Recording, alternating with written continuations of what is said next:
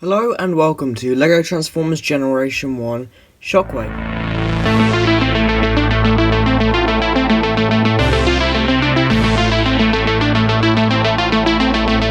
Now this is in fact my first proper Generation 1 Shockwave. I made a version 1 about 2 years ago now, but it was G1 Shockwave that turned into a Bayverse inspired tank, and he wasn't very good. So I consider this guy a V2 in some ways, but it's just so different from that version that I doubt you could consider it a version 2. So it's just Shockwave.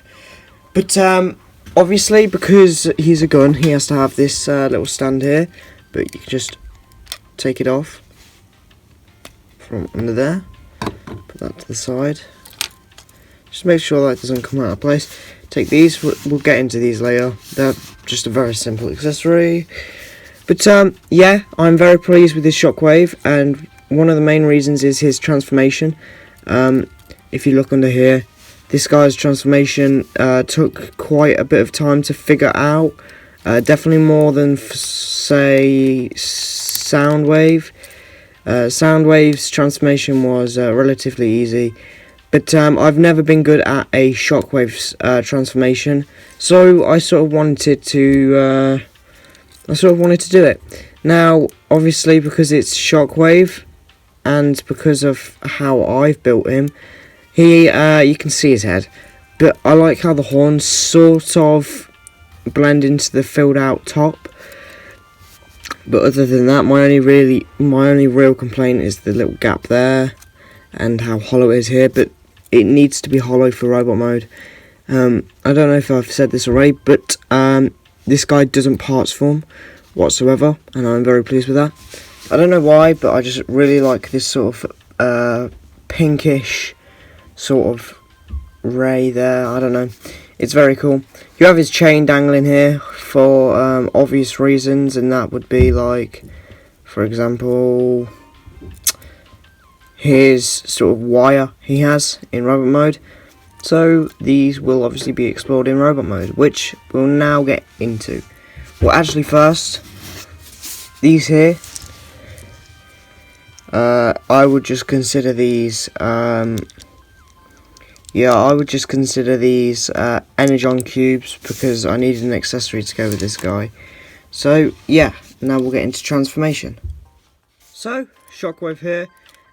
First thing you want to do in transformation is just unclip that chain there, and then from here, move all these down, and then you can move down the whole body like so, and don't rotate that yet.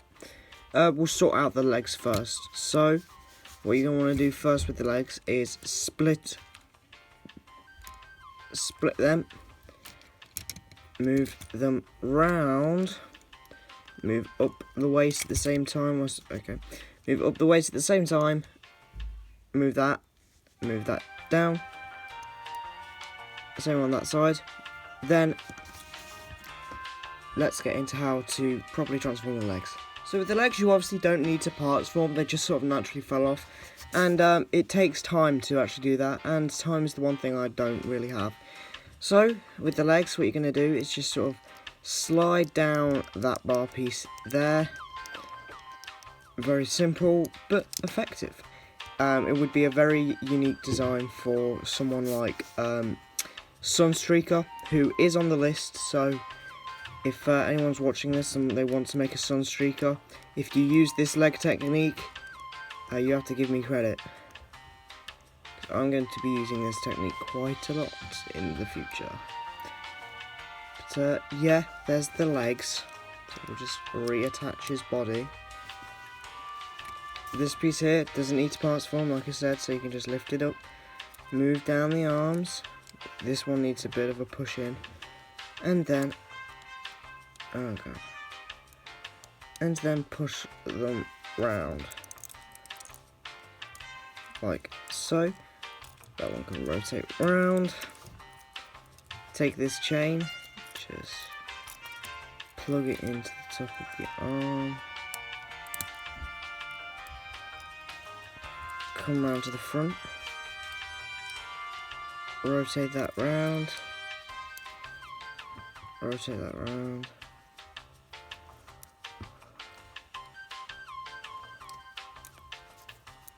Okay. Then, come to the back. Yeah, look, this is what I said before. I didn't take this off. These just fall off randomly. The connection's very loose. Fold this all down. Rotate this. Move these out, and then move that up. That's on a bar system again. Then this piece will move up and over, and they will go into the front of the gun. And just move up. Here's horns. Position him in whatever bloody way you want to. And then there you have a shockwave in robo mode. So shockwave in his robo mode here. In my opinion, he is one of my most accurate G1 Transformers I've made yet. I did base him off the Masterpiece figure, which I think was a very good idea, because he does represent how Shockwave is, and what I mean by that is sort of bulky-ish arms and extremely slim legs, and obviously the grey front bit of the gun normally just flies off.